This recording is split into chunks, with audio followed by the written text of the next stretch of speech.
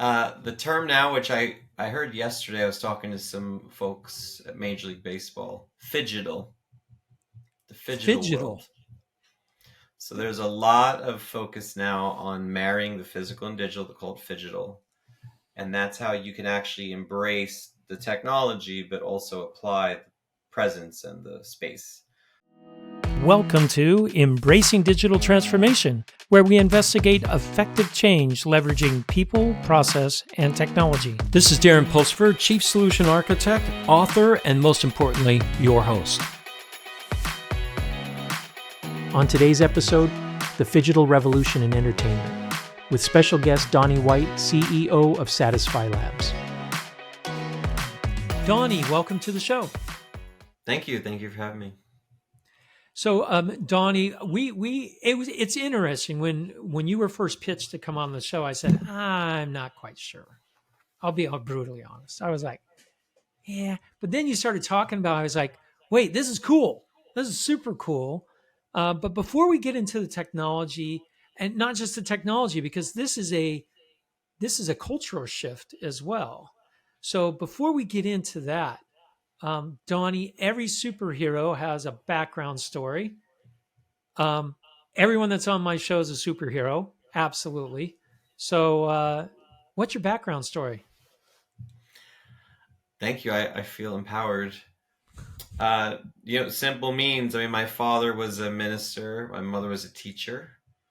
So they each actually worked two jobs just to put me through private high school. Actually, I grew up in an area of Brooklyn where it was just difficult to find, I think, what you would call today good education. And so they kind of made it work.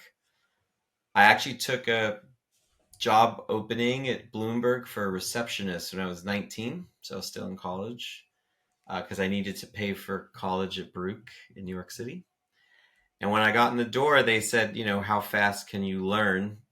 And I said, for $10 an hour, I could learn really fast. And it turned into technical operations. I became a team leader the day I graduated undergrad. So I didn't go to graduation. I went to work and met my team. That was the day they decided to promote me. And then I moved into product development, became the head of product development, became the head of sales for the Americas, and had a great career over at Bloomberg. And then started to think about, what do you do after 14 plus years at a company? And so I went on an interview for a bunch of startups. This is October 2013. And the first one I really wanted was actually a well-known company now, but for the story, I'll keep it secure. And It Okay. was two co-founders, and they sat me down, and I really thought I was going to get the job. I was down to 3 or 4 candidates, and they said, "We don't know if you're good or Bloomberg is good." I had just gotten my MBA from Cornell on top of it, so I had a pretty good trajectory career. I had, the Ivy League MBA. Thought I was kind of the package, and in 30 seconds, all of that was associated righteously to a very powerful company in a great industry. So I ended up going to a startup Salesforce invested in called DataHug. Still love that company. It was eventually acquired by SAP. And then the investors of Satisfy started putting this together and recruited me to co-found it with them. Well, that's a really interesting background because you really don't hear a lot of high tech coming out of New York. New York is all financials, right? And even your solution that you it's a high tech solution, but really addressing a business opera. It's incredible. So let's dive into it because your background is so cool, and you found something that you absolutely love, that you're passionate about, and you were able to apply high tech to it. I think it's pretty ingenious. So, first off, what's the problem space that we're talking about? Yeah. So Satisfy operates in 3 industries: sports, entertainment, and tourism, specifically the umbrella of destinations and experiences. The problem that we solve for these businesses is, how can I have a one-to-one sales or experience conversation with every visitor so they can maximize their time, whether it's helping them plan their trip or getting the most out of the trip that they're on. It typically revolves around a physical space or place where there are a lot of things to buy or do. And so when we first sought out kind of in our business, we said, well, Google is very top down. Is there any bottom up search utility? Like if you go to Well, City wait, Field. bottom up search utility. That doesn't make sense to me. Explain. So it means if you go to a place like City Field and there are 70 or 80 concession stands, there's 20 different kind of ticket plans, there's different things happening every inning or hour, promotions. How do you search a physical experience that's happening in real time that you're in?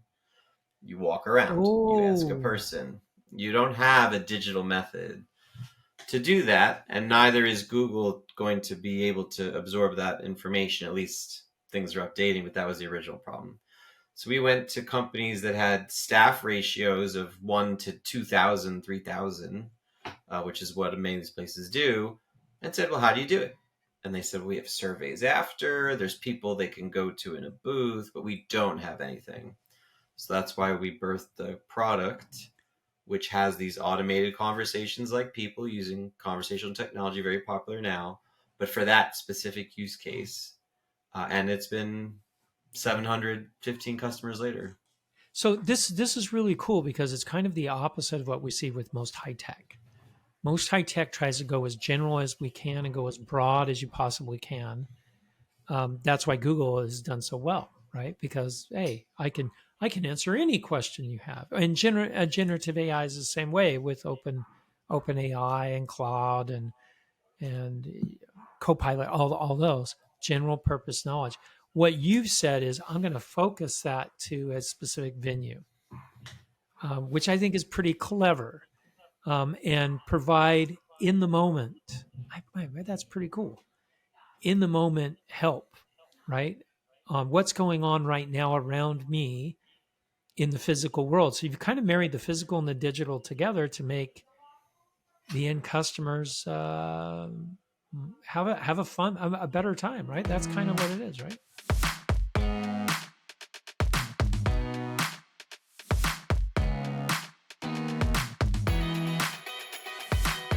The term now, which I heard yesterday, I was talking to some folks at Major League Baseball, Phygital, the Phygital Phygital. world.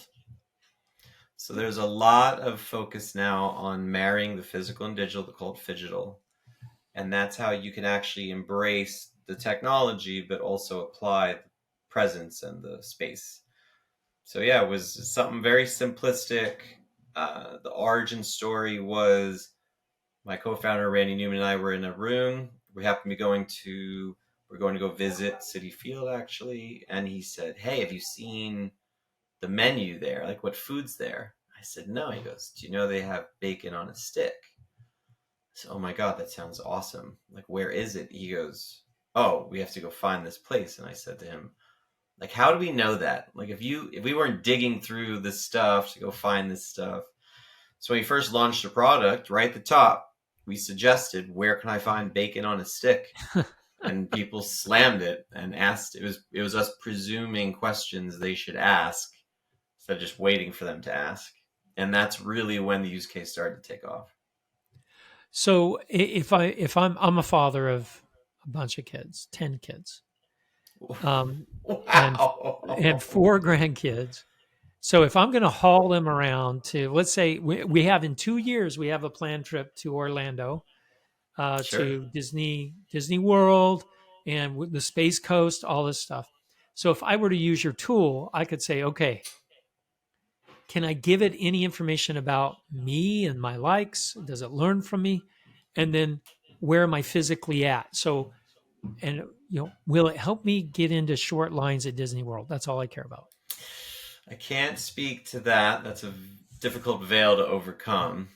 And that brand is also very specific about Yes, it is. Yes. who speaks about them. What I can tell you is the technology is ahead of the application. So GPS is available. Wi-Fi mesh network and getting you down to 2 square feet is available. Where the challenges have arisen is the conflict between privacy and capability. So, do you want your phone to tell a third party application where you are? That makes it easier for us to have a relevant conversation. It might not be something you're willing to do from a trust perspective. I'd be willing to do that for my grandchildren because their patience is very short. Right. Right. So, we do things now to get around it sometimes where, like, if you were at a large venue, we'll tell you at a certain client that has, let's say, a bunch of rides. We do a lot of Right. attractions. Hey, what are you near? What can you see? Oh, I can see this roller coaster. Okay, well, the closest pizza is here, the closest bathroom is here, and the closest Starbucks is here. If you give us where you Oh. are, we don't need that point of reference, but all of our systems have both capabilities, automatic or just tell us something you could see, and we'll continue the conversation. So it's really interesting because I could see this being used for the event or the venue, especially if you had like GPS and Wi-Fi meshes turned on, right? They could do a better job at crowd control and turning on and off restaurants. Looking, there's a whole bunch of things, or sending alerts out saying, "Hey, this ride is down," because that does happen in amusement parks, and rerouting people to other rides based off of the flow inside the park. Is that something that's already been considered moving forward, or is it really just for the end client and a way of pushing them to their best day? It's all the above. What I think is great about the technology is we've focused on our lane, and then there's actually a number of companies doing the line queues. We've actually integrated one of them with ours, so you could say, "Hey, how long is the ride to this?" or To "How tall this, does my kid have to be?" Or so we have that capability. We're doing it in airports as well as theme parks. We've done it in stadiums. So what you'll find is there are some technologies that see the head count and they'll do estimates of the times, and then we'll call that feed. So the key to a lot of these applications is how many companies can integrate with five or six others, each doing their specific piece. And that's how you make these things really rich. It's not one company trying to do it all. I like that you work in a conglomerate, but so your application is primarily focused on the edge for the consumer, right? To Yes. to have a great day at this venue, Yes. And right? come back and And spend more. come back, right? Yeah, and come back. So, what sorts of things can I ask it? Can I ask your application? It's important. We guardrails are the hot one of the hot terms Yep. for AI now. So our customer actually uploads all the data and creates a scoping doc of what they want it to know and what they don't want it to discuss. So it'll be typically ticketing, food and beverage, parking, accessibility, anything around the players or celebrities or in Broadway, the actors and actresses, like trying to get that layer to it. So anything you should know about the event. If you ask it a question about politics or its opinion about other things, we just shield all that out and redivert you to, hey, here's the stuff I'm here to talk about. I'm not here to talk about that. And that's been really positive for our clients. Many of them have huge brands. If the wrong conversation ended up on X or some other social media, it could really hurt the brand. So we have That to be that's very careful. that's pretty clever. The kind of information I can ask, because I at home, if my wife and I are watching a movie and we see an actor that I think I know who that is, and we easily look that up. On Broadway, if I'm on a show, it would be great to know and easily look up, boy, she's an incredible singer. Where else has she performed? Or, or where are the origin stories of this Broadway? What other productions have the producers done? All that sort of thing, background history. That's really cool because if I can interact with it like I would Google or OpenAI, that's pretty clever.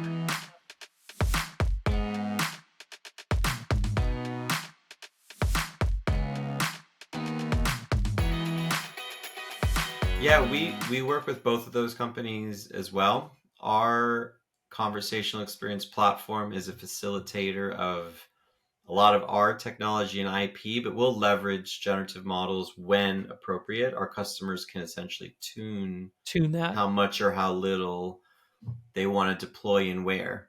Sometimes it's an outcome focused system. So sometimes summarizing a policy list using an LLM is smart. Sometimes using no LLM and pre-scripting exactly what you want to say is more Is appropriate. more appropriate. Yeah.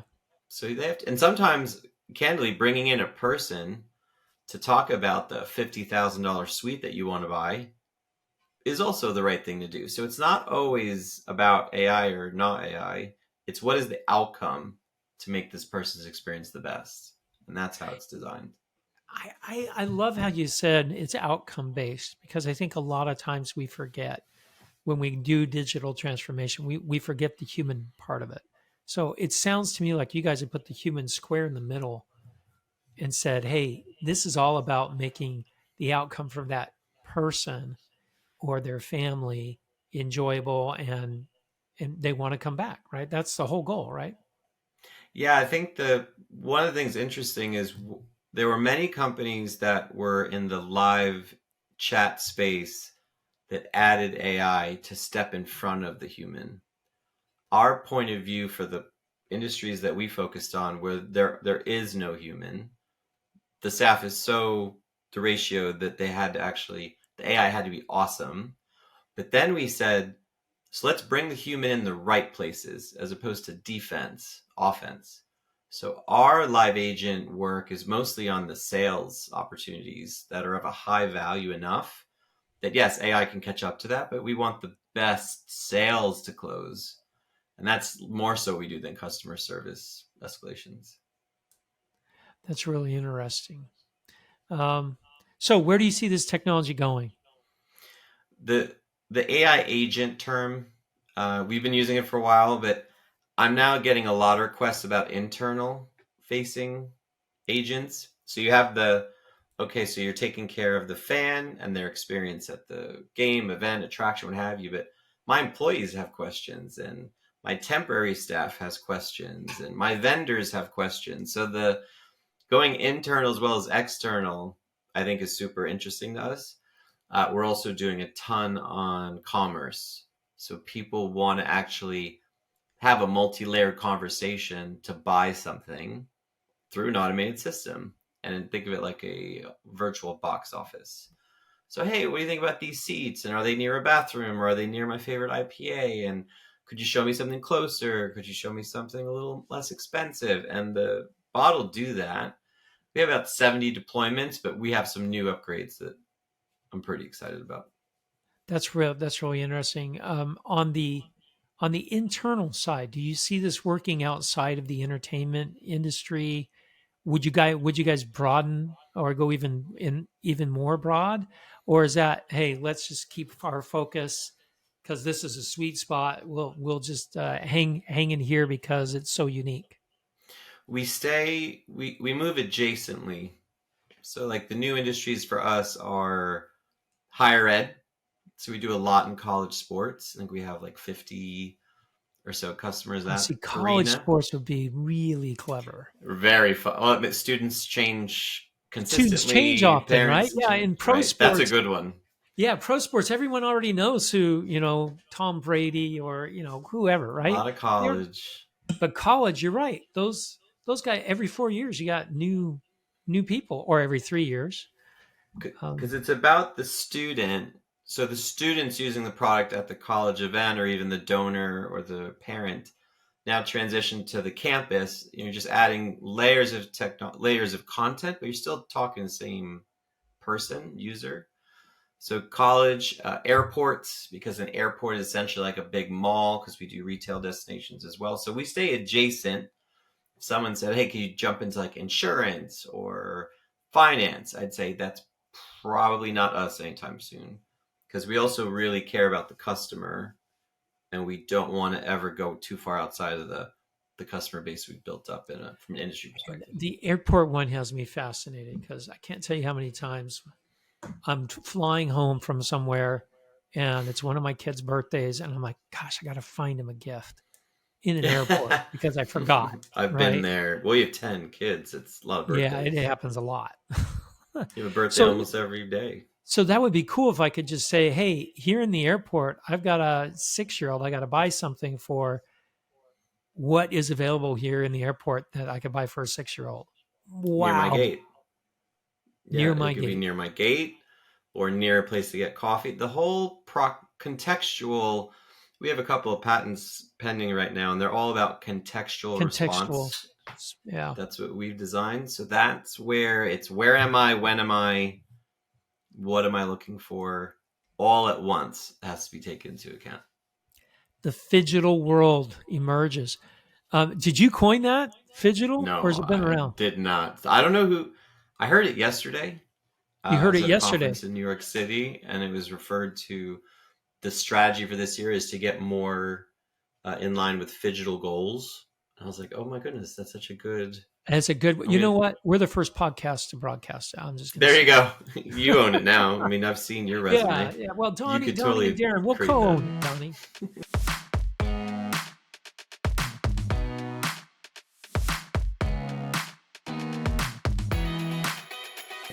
Oh, good. Um, this is super cool. You're injecting all different types of technology focused around the human. Um, any when you engage with a company, what are there any roadblocks or barriers that you see that you have to overcome, and how do you overcome those? Even since the early days, the first big challenge is what's the right answer to every question. And There so isn't now, one right even, answer. It depends on the person, right? well, when we started the pre generative days, you actually had to pick. Hey, if someone asks, what is your policy on refunds? You had an answer. If someone says, hey, are your tickets cheap or expensive? You had, say something. Now with generative, it's a bit easier, but there is a lot of time spent still on the content management and supply for these engines. Our product does really well with a lot of data. And what you'll find now is a lot of these companies, forget the industry, their data is not organized in a way to feed the AI systems to get the most out of them. So that is the number one That's the challenge number is one problem. where is the data and how does it look? Well, the interesting thing about that, Donnie, is I've heard that across every single industry that I've worked in. No one knows where their data is, how it's generated. It's in so many different formats. So I'm glad to hear in the event area that it's the same way. And so that's a bulk of your time is getting organizations figuring out where that data is and in a way that you can use it. Is that Well, a lot of what we do now is we go to them with, hey, we actually know where your disparate data is. So we actually come with like a plan. Here are the 5 pieces that are not together, but we're going to make them connect. So we kind of become the single source of truth in that instance in our CMS. So we don't make them go figure it out. We've actually figured it you out. actually That's figure part of it the out? part of the focus is that if you go too wide on the industries, then this problem is harder to solve Yeah. because you're not going to be able to understand what other vendors are at play. Like we've got 40 vendor connections, so I might go to one of the vendors to get a piece of data. I might go to a website for another piece, and I might go to your internal PDF doc for the third. It's not an easy challenge for a big top-down company like we talked about to solve. So what's an engagement look like as far as time frame goes? This sounds like this is a deep engagement. It's not like, oh, I bought this stuff and it's running next week, right? Yeah, our average uptime is 30 days. That's Whatever. incredible. That's pretty fast. Well, that's experience and focus. It's, Yeah, we yeah, go yeah. in with Experience and focus. Yeah. a strict plan of this is how to get you up in as short as 20 days because we kind of know where to look to a certain extent. But yeah, it's not hard to get up and running at all. It's very straightforward. In the past, it was longer. Some Well, of the new because you tools were we still have, it was probably learning, two right? months, 3 months. Right, still learning. So now, if we're creating a new vertical, it's more like 90 days. But 30 Okay. days on a vertical we already have You is already good. have because the information across the industries are pretty standard, right? And this shows the customer user. we know them, in quotes, no. Yeah. So we kind of understand what they're looking for and how they're looking for it. And so that user behavior expertise or experience or both helps us as we define the scope and the deployment. So if people want to find out more, especially as a user like me, I'm going to a couple of events. I'm taking my son to a music festival in Arizona. Oh, How do I cool. know if you have that, if that's available for me? Because I don't want anyone else to know. Because I want to know all the secret places to go get food cheap, and I don't want a big long line when I get there. So Donnie, we're gonna just secretly tell me how do I know if they're using your stuff or not, and how would I access it as a user? I mean, 95% of them are on the website front page. So if you go to we do a bunch of festivals. I don't know if that is one of them. If not, I'm going to call them, tell them you're coming. Usually pops up. It does say powered by SatisfiLabs, usually somewhere at the bottom, just little intel inside kind of a thing. Website, if there's an app, it says ask me something. Typically us. We're in over 700 active in the US right now. So if it's festivals, events, large areas, we might be there. If we're not, ask them why they aren't. Yeah, I'll have I'd to. love the So lead. the app is Ask Me Something, right? That's what the It's app is. the app of the event. So Oh, we it's the app of the integrate, event. yeah, there's no Satisfy app. We integrate into whatever entry point you might meet them. It could be SMS, WhatsApp, Facebook, It could be any. whatever. Oh, that's super cool. Yeah, we're an Yeah, API essentially at the end of the day. yeah. You're an API. Well, and that makes it easy for them because they probably already have Right. something they want to use. And all right, so Satisfy Lab. If I'm a event planner, I can just reach out to you guys at Please, satisfylab.com please do. and sign them up. And I do you mean, have do you have a list of do you have a list of see, I may be so biased. I love this idea. I may only go to events that have Satisfy oh, Labs.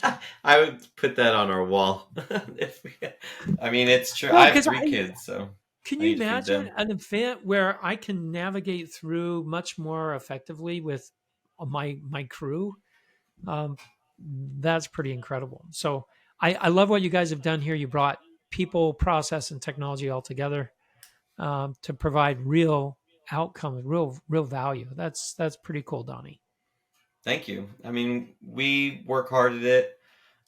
It's funny, like when we first started and wanted to QA it, we originally outsourced the QA to is actually another country, and they didn't really couldn't contextually understand what the fan or guest was trying to do. So they're marking things wrong and right, totally off. And so only when we started getting industry people in house to actually help us with the experience creation, that's when it started to look a lot better. So there is a lot of nuance to what we do, and that's probably Well, why we that's do what it I think well. is so special about it is it's targeted. It's uh, it's natural for the people at that venue or at that event at the time. So that's pretty clever. So Donnie, thanks for coming on the show. This has been wonderful. Thank you. Thank you for having me. Thank you for listening to Embracing Digital Transformation today. If you enjoyed our podcast, give it 5 stars on your favorite podcasting site or YouTube channel. You can find out more information about Embracing Digital Transformation at embracingdigital.org. Until next time, go out and embrace the digital revolution.